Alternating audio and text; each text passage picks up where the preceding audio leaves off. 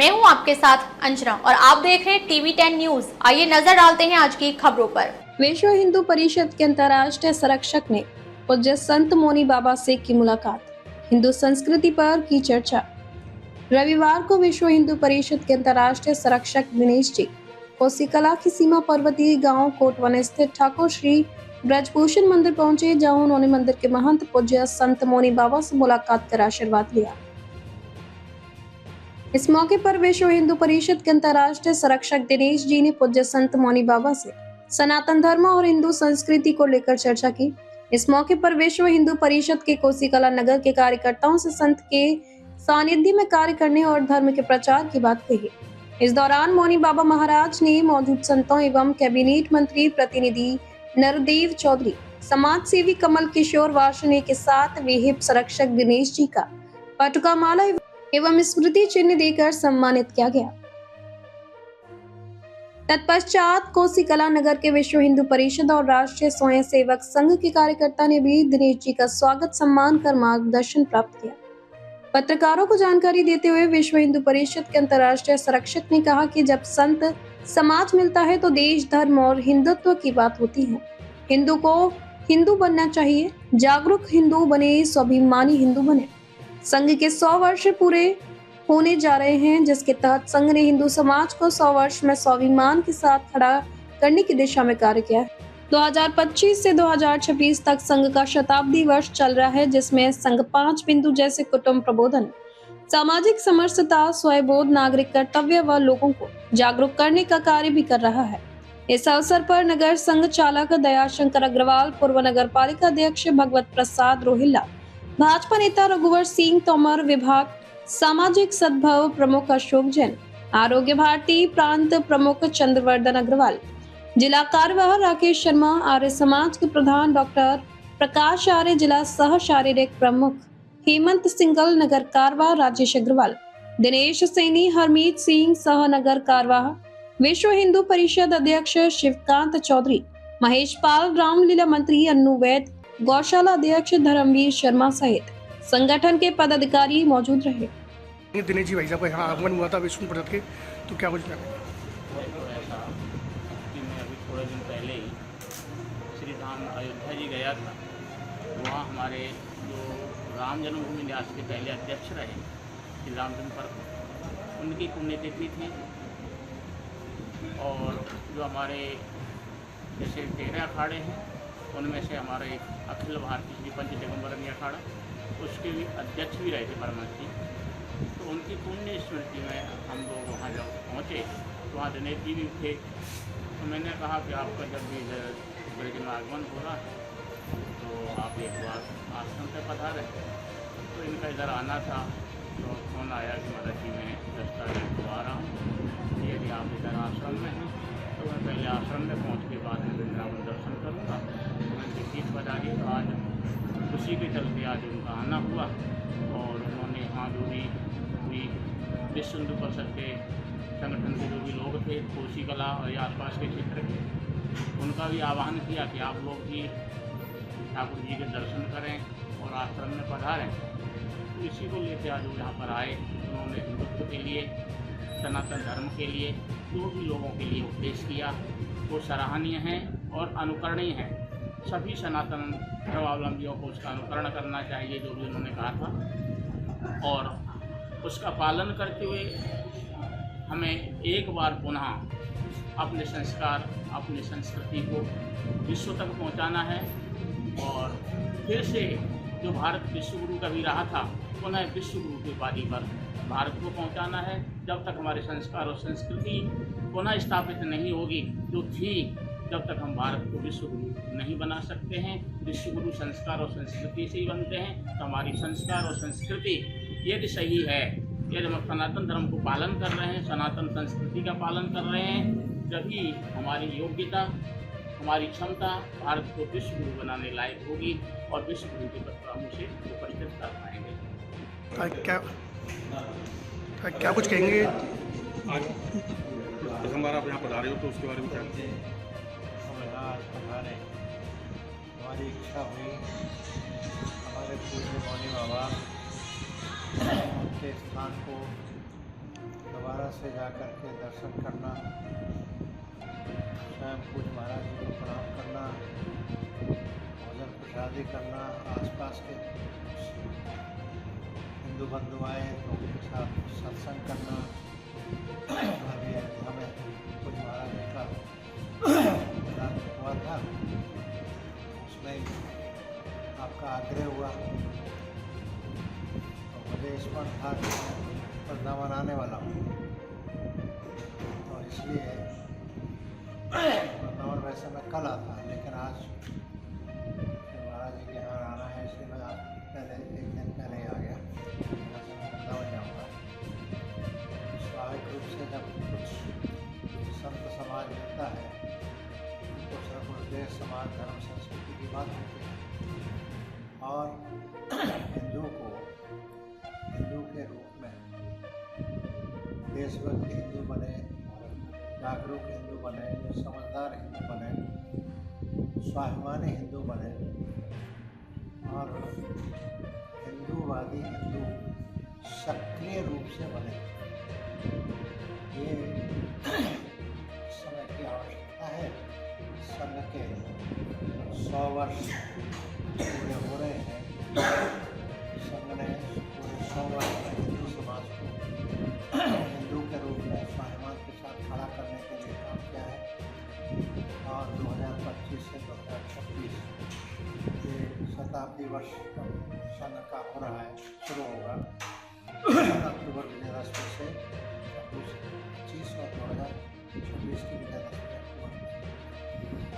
तो उसमें ये सब विषय है। आज संग्रह समाज के सामने रखने के लिए आह्वान किया है। इसमें से कुटुंब प्रबोधन, परिवार बाहर से भी हिंदू घर देखे और अंदर से हिंदू घर बने, यानी संस्कारों से युक्त होकर। दूसरा है सामाजिक समरसता। तो हमारे हिंदू समाज ऊंच नीच, छूआछूत, जात भेद, भाषा भेद, प्रांत भेद, ये सब नहीं। ये सब अगर किसी कालखंड में विदेशी आक्रांताओं के कारण से कुछ विकसित पैदा हो गया, इसको दूर करना समाज में हमारे यहाँ तो सब काम के आधार पर वर्ण थे, और उस वर्ण के आधार पर सब काम करते करते भी सबका और मिलना दूसरा एक करना होता ही था। कहीं कोई छुआछूत नहीं था, क्षमता नहीं थी। ऐसी स्थिति में, और गीता में तो साफ कहा है कि जो जिसका कर्म है वर्ण के अनुसार उसको करते हुए भी मुझे प्राप्त कर आवश्यकता है, उसको कर सकते हैं। इस प्रकार का सामाजिक संरक्षण, स्व का बोध, अपने आप का बोध, मतलब मैं कौन हूँ, मैं हिंदू हूँ। मेरा देश का नाम क्या है, तो भारत है। यहाँ रहने वाला समाज, मूल समाज कौन है, तो हिंदू समाज है। यहाँ का धर्म क्या है, तो हिंदू धर्म है, सनातन धर्म।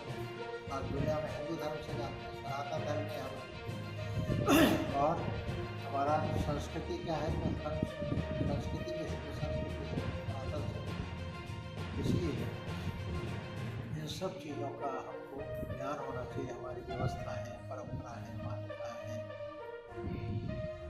मानबिंदु है, जीवन मूल्य है, ये सब अपने को समझ करके उनको जीवन में उतारना, व्यक्तिगत जीवन में उतारना, पारिवारिक जीवन में उतारना, और हिंदू समाज के धर्म संस्कृति जो हमारा कर्तव्य है, इस प्रकार का विश्व का बोध, छोटी छोटी बातें जो रोज़मर्रा की आवश्यकता रहती है, मंजन है, टूथपेस्ट है, साबुन है, वो भी अब विदेशी कंपनी का ले निकालो, तो कम से अपने देश की बनी हुई चीज़ है। फिर बस बड़ी मशीन है कि बहुत सारे समझ में आ गया, चलो देखना आवश्यकता है उसको। छोटी मोटी रोज़मर्रा की चीज़ों को तो हम ले सकते हैं, इसलिए स्वदेशी का पालन करना है। ऐसे स्वबोध में ये सब बहुत सारी बातें हैं। पर्यावरण हमारा विषय रहता है, पर्यावरण।